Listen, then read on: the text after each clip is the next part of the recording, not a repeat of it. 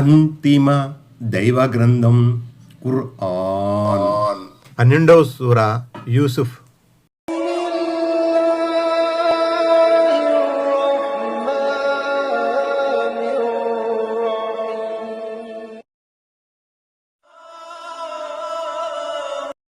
ఆయత్ నంబర్ 31.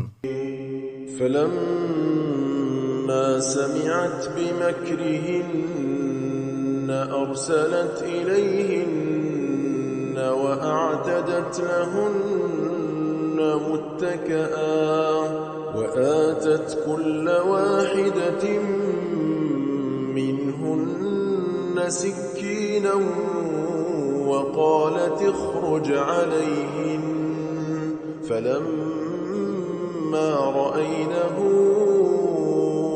أكبرنه وقطعن أيديهن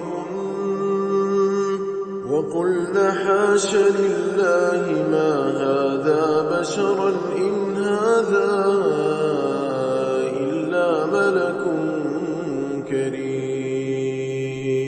ఆయత్ నంబర్ 31. వారి మోసపు మాటలు గురించి విని ఆమె వాళ్లను పిలిచింది. వారి కోసం ఒక సదనాన్ని ఏర్పాటు చేసింది.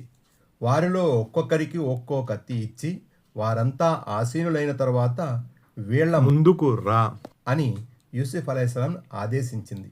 ఆ స్త్రీలు అతన్ని చూడగానే దిగ్భ్రమతో మైమరచి తమ చేతులనే కోసుకున్నారు. హషా లిల్లా, దైవ మహిమ, ఇతను మానవమాత్రుడు కాడు, నిశ్చయముగా ఇతను దివి నుంచి భూమికి దిగివచ్చిన గొప్ప దైవదూతే అన్న మాటలు వారి నోట అప్రయత్నంగా వెలువడ్డాయి.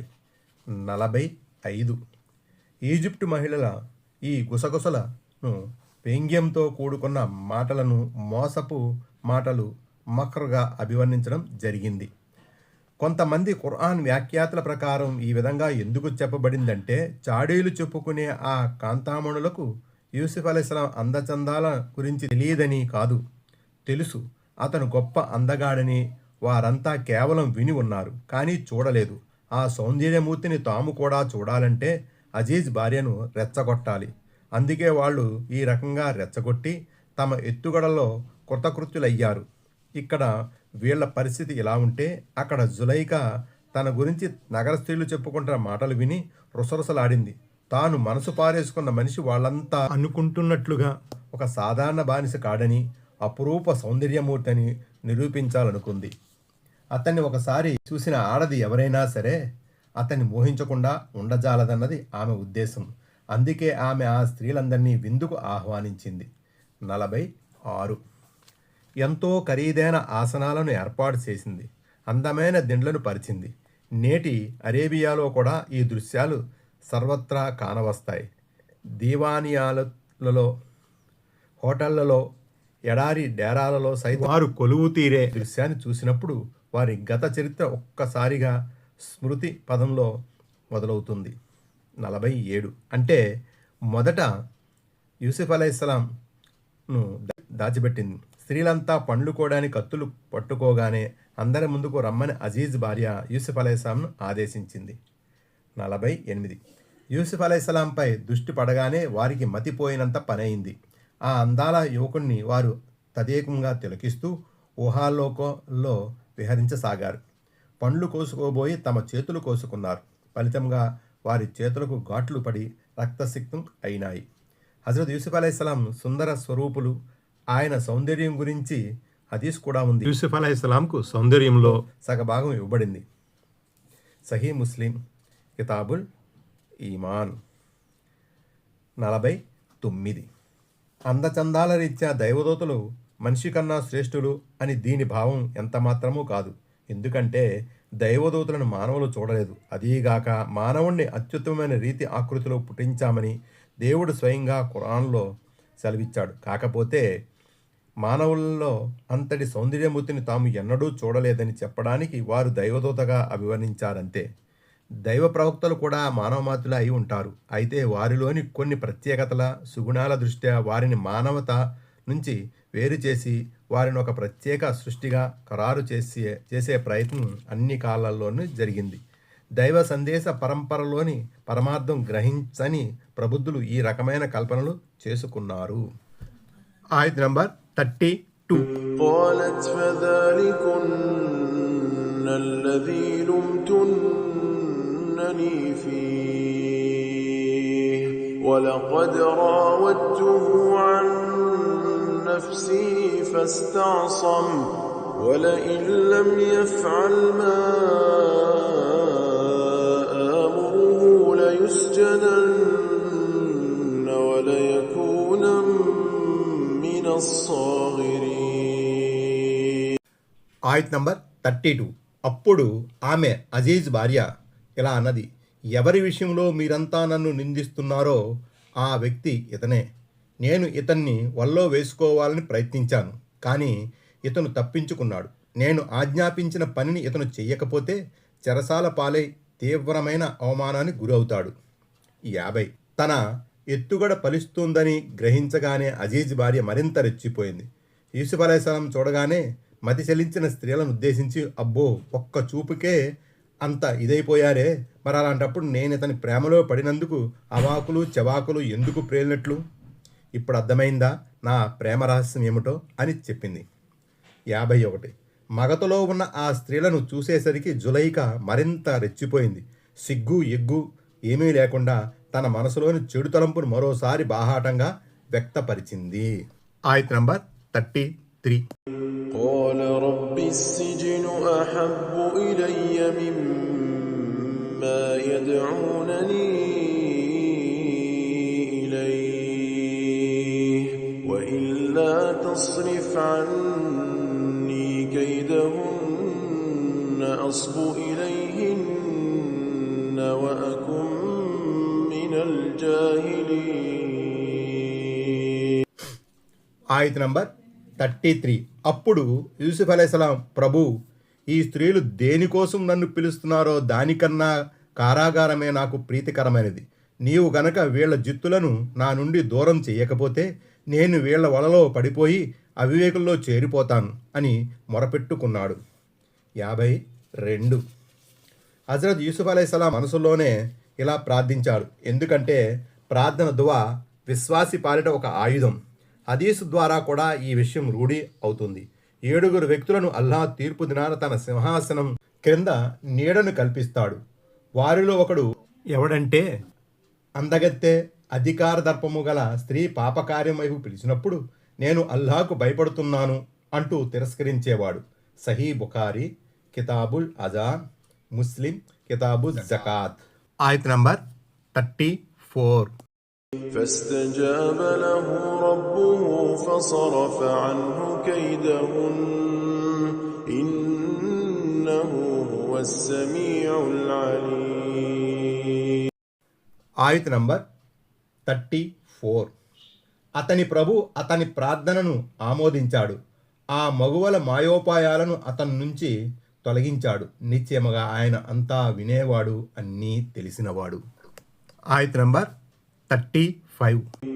ثم بدا لهم من بعد ما رأوا الآيات ليسجننه حتى حين.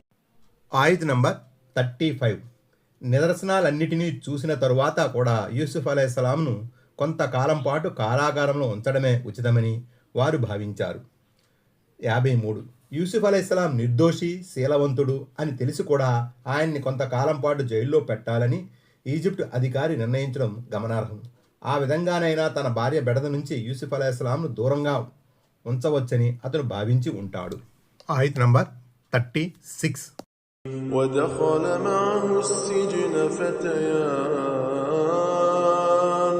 قال أحدهما إني أراني أعصر خمرا وقال الآخر إني أراني أحمل فوق رأسي خبزا تأكل الطير منه نبئنا بتأويله إنا نراك ఆయత నంబర్ 36. అతనితో పాటు మరో 2 యువకులు కూడా కారాగారానికి వచ్చారు. వారిలో ఒకడు, నేను సారాయి పిండుతున్నట్లు కలగన్నానని అన్నాడు. రెండో అతను, నేను కలలో నా తలపై రొట్టెలు ఎత్తుకుని ఉన్నాను, వాటిని పక్షులు తింటున్నాయని చెప్పాడు. దీని మర్మం ఏమిటో కాస్త మాకు చెప్పండి, చూస్తుంటే మీరు మాకు మంచివారిగా కనిపిస్తున్నారు అని వారిద్దరూ విన్నవించుకున్నారు. 54. ఆ యువకులిద్దరూ రాజు దర్బారులోని సేవకులు. వారిలో ఒకడు చక్రవర్తికి మద్యం తాగించే పనిపై నియమించబడ్డాడు.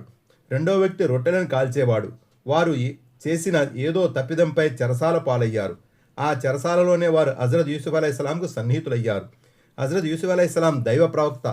ఏది మాట్లాడినా ఆచితూచి మాట్లాడడం, దైవారాధనలో ఎక్కువ సమయం గడపడం, క్రమశిక్షణతో మెలగడం, సాటి ఖైదీల పట్ల మృదువుగా వ్యవహరించడం, ఇదంతా ఆ యువకులిద్దరూ ఆసక్తితో గమనించేవారు. అదీగాక మాటల లోతులను అందుకునే విశేష జ్ఞానాన్ని దేవుడు ఆయనకి ప్రసాదించాడు. ఇవన్నీ ఆయన్ని జైల్లో ఓ అరుదైన వ్యక్తిగా నిలబెట్టాయి. తమ కలల గూఢార్థాన్ని యూసుఫ్ అలైహిస్సలాం వివరిస్తారన్న ఆశతో వారు ఆయన్ని ఆశ్రయించారు. ఈ ఆయుధ చివరిలో యూసుఫ్ అలైహిస్సలాం ముహసిన్గా పేర్కొనడం జరిగింది. ముహసిన్ అంటే ఇక్కడ స్వప్నాల సారాంశాన్ని బాగా వివరించేవాడు అని కూడా కొంతమంది అభిప్రాయపడ్డారు. ఆయత నంబర్ 37. قال لا يأتيكما طعام ترزقانه إلا نبأتكما بتأويله قبل أن يأتيكما ذلكما مما علمني ربي إني تركت ملة قوم لا يؤمنون بالله وهم بالآخرة هم كافرون. ఆయత నంబర్ 37. అప్పుడు యూసుఫ్ అలైహిస్సలాం ఇలా అన్నాడు, ఇక్కడ మీకు ఇవ్వబడే భోజనం మీ వద్దకు రాకముందే నేను మీకు వాటి భావార్థాన్ని వివరిస్తాను. ఇదంతా నా ప్రభు నాకు నేర్పిన విద్యయే. అసలు విషయం ఏమిటంటే, అల్లాహ్ను నమ్మిన వారి పరలోకాన్ని తిరస్కరించిన వారి మతాన్ని నేను వదిలిపెట్టను. 55. నేను మీకు తెలిపే కలల సారాంశం కేవలం నా ప్రభువు ప్రసాదించిన విద్య మాత్రమే. ఇది జ్యోతిష్కుల సోదె చెప్పేవారిలాగా అంచనాల ఆధారంగా చెప్పే విద్య కాదు. వారు చెప్పే జోష్యం తప్పని తేలవచ్చు, కానీ నేను చెప్పేది మాత్రం నిశ్చయముగా జరుగుతుంది. ఎందుకంటే ఇది దైవ ప్రసాదిత విద్య కాబట్టి ఇందులో ఊహలకు కాకి లెక్కలకు ఎలాంటి ఆస్కారము లేదు. 56. తనకు ఈ విద్య ఎందుకు ఇవ్వబడిందో యూసుఫ్ అలైహిస్సలాం ఇక్కడ వివరించారు. తాను దైవ ధిక్కారుల పరలోక ధిక్కారుల పద్ధతిని విడనాడి తన పెద్దలు అవలంబించిన రుజుమార్గాన్ని అనుసరించడం వల్లనే తనకు ఈ దైవానుగ్రహం లభించిందని చెప్పడం విశేషం. ఆయత నంబర్ 38. واتبعت ملة آبائي إبراهيم وإسحاق ويعقوب ما كان لنا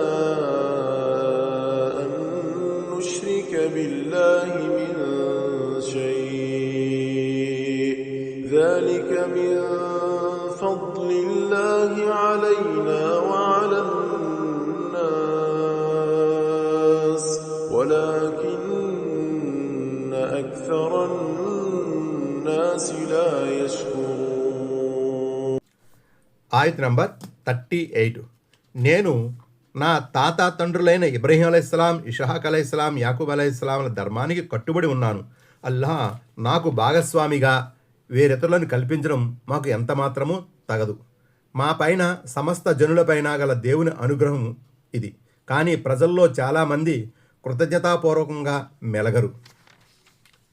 57.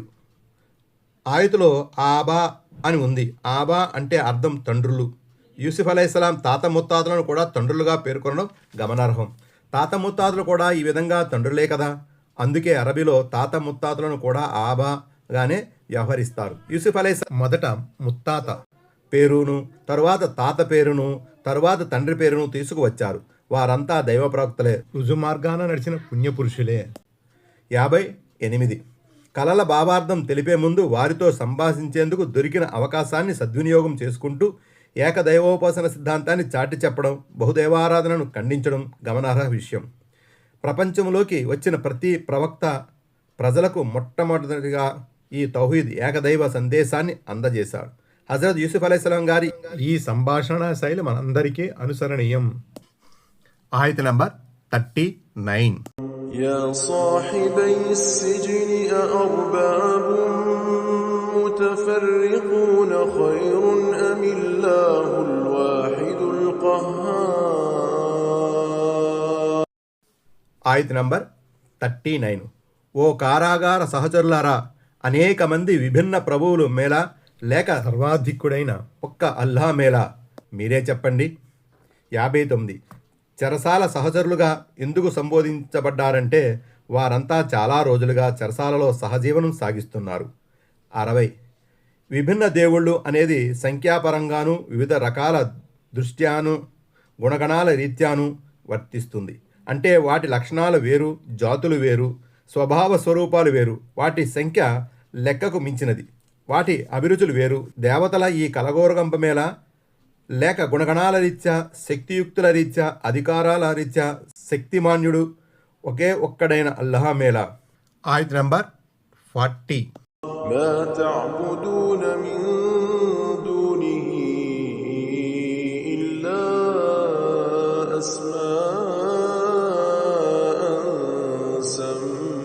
سميتموها أنتم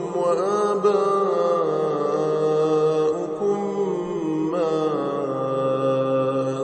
أنزل الله بها من سلطان إن الحكم إلا لله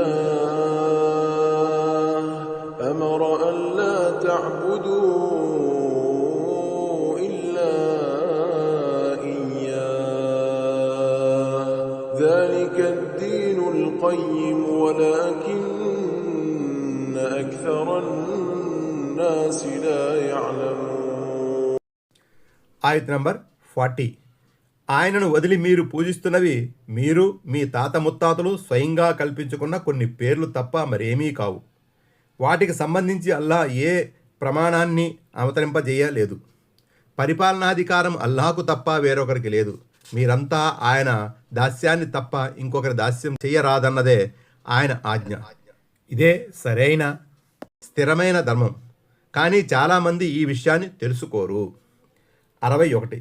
మీరు పూజిస్తున్న చిల్లర దేవుళ్ళు కుద్దూగా మీరు నిలబెట్టుకున్నవే. వాటికి పేర్లు కూడా మీరే పెట్టుకున్నారు. దైవత్వాన్ని కూడా మీరే ఆపాదించారు. ఆ విషయంలో అల్లాహ్ తరపున ఏ ఆధారము మరే నిదర్శనము పంపబడలేదు. జహంగీర్ దర్గాలో పలావులు వండినా, ఉజాలేసా వాకిలి వద్ద కోళ్లు కోసినా, కశ్మూరులో క్యాంపు చేసినా, కాకానీలో కవ్వాలి ప్రోగ్రాం పెట్టినా, మస్తాన్ వలీ పేరున ముక్కుబడులు తీర్చినా ఇదంతా మీ స్వయంకృతమే.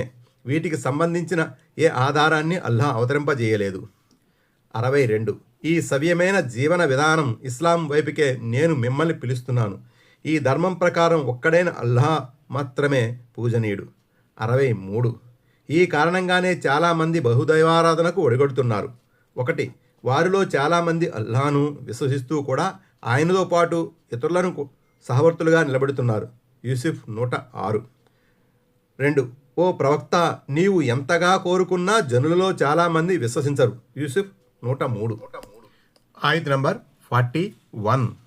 يا صاحبي السجن أما أحدكما فيسقي ربه خمرا وأما الآخر فيصلب فتأكل الطير من رأسه قضي الأمر الذي فيه تستفتيان. ఆయత నంబర్ 41. చెరసాల జీవితం గడుపుతున్న నా సహవాసులారా, మీరిద్దరిలో ఒకడు తన చక్రవర్తికి మధును పోయడానికి నియమించబడతాడు. మరొకతను సిలువ వేయబడతాడు. పక్షులు అతని తలని పొడిచి తింటాయి. మీరిద్దరూ ఏ విషయం గురించి వాకబు చేశారో దాని నిర్ణయం జరిగిపోయింది. 64. దేవుడు ఒక్కడే అన్న తౌహీద్ సందేశం వైపుకు వారిని పిలిచిన తరువాత హజరత్ యూసుఫ్ అలైహిస్సలాం వారిద్దరి కలల భావార్థాన్ని తెలియజేశారు. 65. కలలో ద్రాక్షరసాన్ని పిండుతున్నట్లు చూసిన వ్యక్తి ఇతను. అయితే ఫలానా వ్యక్తికి ఇది వర్తిస్తుంది అని ఆయన విడమరిచి చెప్పకుండా ఒకరికి ఇలా జరుగుతుంది అని అన్నారు. ఉరిశిక్షకు గురి అయ్యేది ఎవరో తెలిస్తే మానసికంగా కుంగిపోతాడనే ఉద్దేశంతో అలా చెప్పారు. 66 తలపై రొట్టెలు మోస్తున్నట్లు కలగొన్న వ్యక్తి ఇతను. 67 అంటే కలల ద్వారా వారికి తెలపబడిన ఈ సంగతి విధివ్రాతలో ముందు నుంచే పొందుపరచబడి ఉంది కాబట్టి ఇది జరిగి తీరుతుంది. కల గురించి హదీస్లో ఇలా ఉంది. మహనీయ ముహమ్మద్ సల్లల్లాహు అలైహి వసల్లం ఈ విధంగా ప్రవచించారు. స్వప్నం దాని భావార్థం వివరించబడనంత వరకు పక్షి కాళ్ళలో ఉంటుంది. భావం విశదీకరించబడిన తది జరిగి తీరుతుంది. ముస్లిదే అహ్మద్ ఇబ్నే కసీర్ ఆధారంగా. ఆయత్ నంబర్ 42. وقال للذي ظن أنه ناج منه اذكرني عند ربك فأنساه الشيطان ذكر ربه فلبث في السجن بضع سنين. ఆయత్ నంబర్ 42. వారిద్దరిలో విడుదల చేయబడతాడని భావించిన వానితో యూసుఫ్ అలైహిస్సలాం, నీ చక్రవర్తి ముందు నా గురించి కాస్త ప్రస్తావించు అన్నాడు. కానీ చక్రవర్తి ముందు ప్రస్తావన తీసుకురాకుండా సైతాన్ అతన్ని మరుపుకు లోను చేశాడు. సంవత్సరాల తరబడి యూసుఫ్ అలైహిస్సలాం కారాగారంలోనే ఉండిపోయాడు. 68 అరబీలో బిజ్ ఆ అనే పదం వచ్చింది. 3 నుంచి 9 వరకు గల సంఖ్య బిజ్ ఆగా వ్యవహరిస్తారు. వహబ్ బిన్ ముంబహ్ ఇలా అంటున్నారు. దైవ ప్రవక్త హజరత్ అయ్యూబ్ అలైహిస్సలాం 7 ఏండ్లు పరీక్షించబడ్డారు. యూసుఫ్ అలైహిస్సలాం కారాగారంలో 7 సంవత్సరాలు గడిపారు. కొంతమంది 12 ఏళ్ళని, కొందరు 14 ఏళ్ళని తలపోశారు. నిజము దేవుడెరుగు. ఆయత నంబర్ 43. وقال الملك إني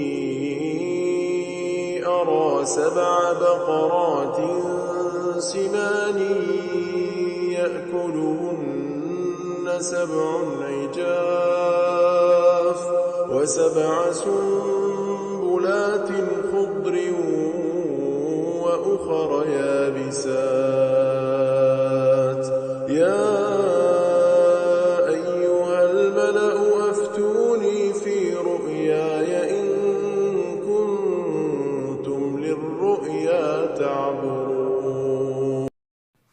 ఆయత్ నంబర్ 43. ఒకరోజు చక్రవర్తి సభాసదులను ఉద్దేశించి, బాగా బలిసిన 7 ఆవులను బక్క చిక్కిన 7 ఆవులు తినేస్తున్నట్లు 7 ధాన్యపు వెన్నులు పచ్చగా ఉండగా మరో 7 వెన్నులు ఎండిపోయినట్లు నేను కలగన్నాను. ఓ సభాసదులారా, మీరు గనక కలల భావార్థం చెప్పగలిగితే నేను కన్న ఈ కలకు భావం ఏమిటో చెప్పండి అన్నారు. ఆయత నంబర్ 44. قالوا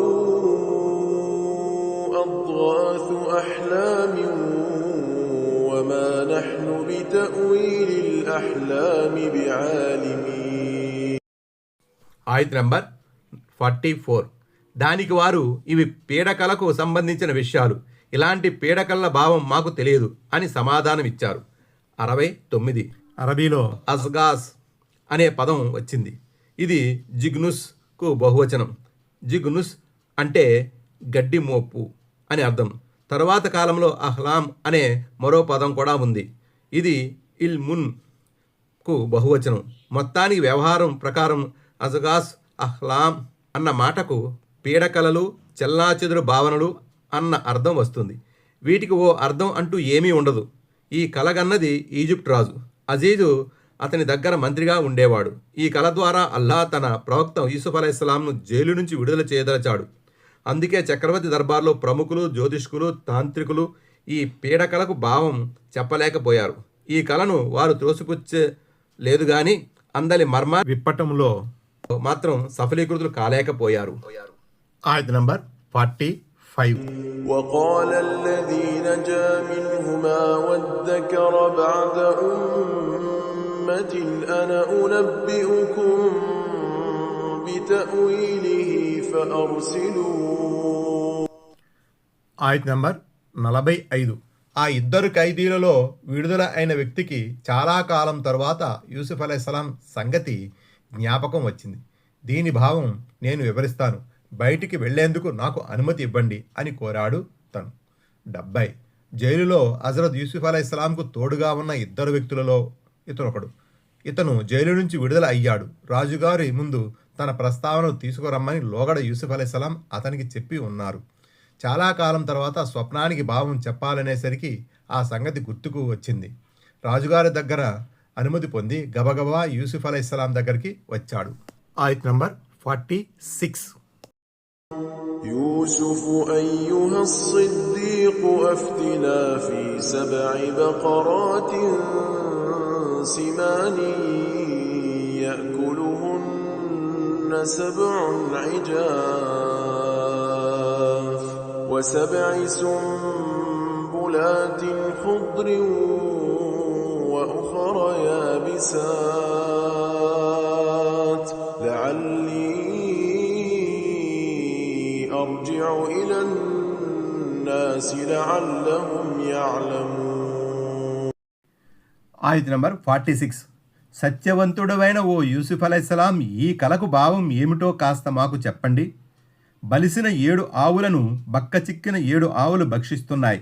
పచ్చగా కళకళలాడే 7 ధాన్యపు వెన్నులుండగా మరో 7 వెన్నులు వెండిపోయి ఉన్నాయి. మీరు గనక దీని గూఢార్థం చెబితే నేను తిరిగి వెళ్ళి వారికి దీని గురించి చెబుతాను, వారి విషయం తెలుసుకుంటారు అని ఆ వ్యక్తి అభ్యర్థించాడు. ఆయత్ నంబర్ 47. قال تزرعون 7 سنين دأبا فما حصدتم فذروه في سنبله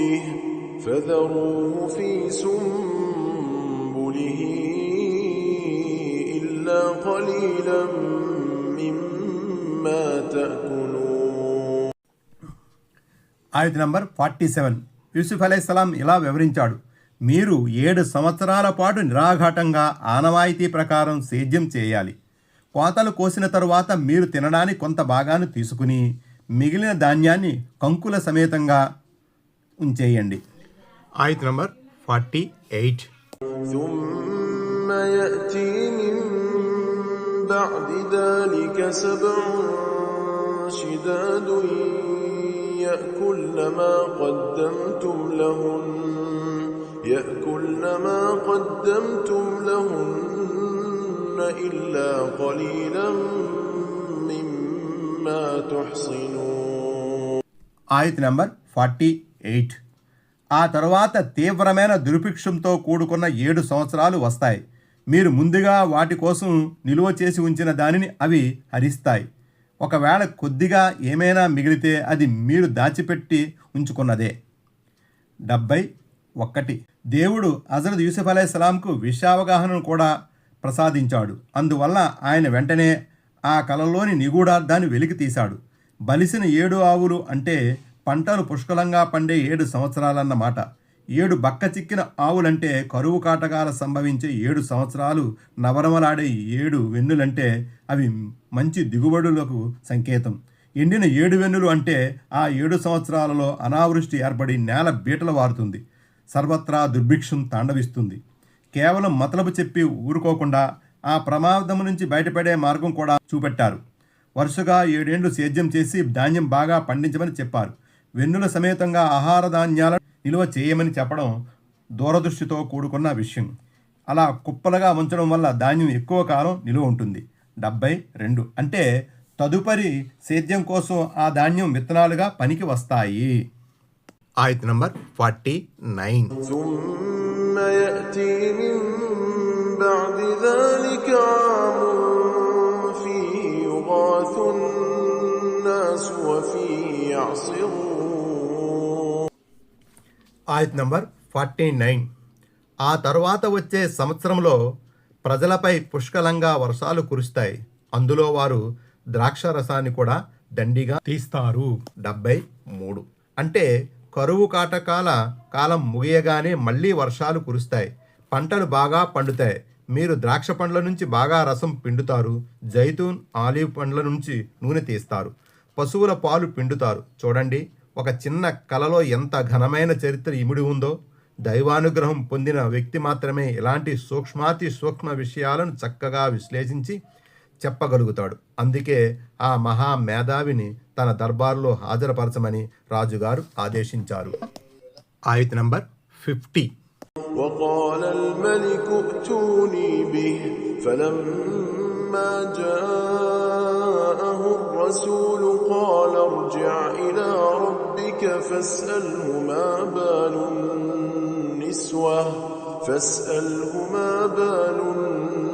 النسوة اللاتي قطعن أيديهن إن ربي بكيدهن عليم. ఆయత్ నంబర్ 50. అతన్ని నా దగ్గరకు తీసుకురండి అని రాజు ఆజ్ఞాపించాడు. రాజదూత యూసుఫ్ అలైహిస్సలాం వద్దకు చేరుకున్నప్పుడు, నువ్వు నీ రాజు వద్దకు తిరిగి వెళ్ళు. తమ చేతులను కోసుకున్న మహిళామణుల వ్యవహారాన్ని నిజానిజాలేమిటో తేల్చమని అతన్ని అడుగు. నిశ్చయముగా వారి జిత్తుల గురించి నా ప్రభువుకు అంతా తెలుసు అన్నాడు యూసుఫ్ అలైహిస్సలాం. 74. స్వప్నములోని భావాన్ని తెలియచేయడంతో పాటు సంకట స్థితి నుంచి రాజ్య ప్రజలను రక్షించే ఉపాయాన్ని కూడా యూసుఫ్ అలైహిస్సలాం చెప్పేసరికి రాజు ఎంతో ప్రభావితుడయ్యాడు. సుదీర్ఘకాలంగా చెరసాలలో మగ్గుతున్న ఆ మనిషి మామూలు మనిషి కాడని, అతను ఒక మహా మనిషి అని, అసాధారణమైన ప్రజ్ఞా పాఠవాలు అతనిలో దాగి ఉన్నాయని రాజుకు అర్థమైంది. అందుకే వెంటనే ఆయన్ని దర్బారుకు పిలవమని రాజు ఆజ్ఞాపించాడు. 75.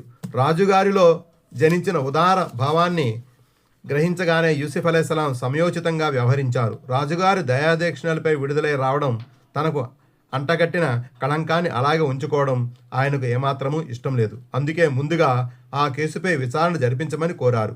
ఆ విధంగా నిష్కళంకమైన జీవితం గడపాలని నిశ్చయించుకున్నారు. ఎందుకంటే ప్రజాబాహుళ్యాన్ని దైవధర్మం వైపుకు పిలిచే వ్యక్తి శీలవంతుడని, నిజాయితీపరుడని ప్రజలకు తెలియటం చాలా అవసరం.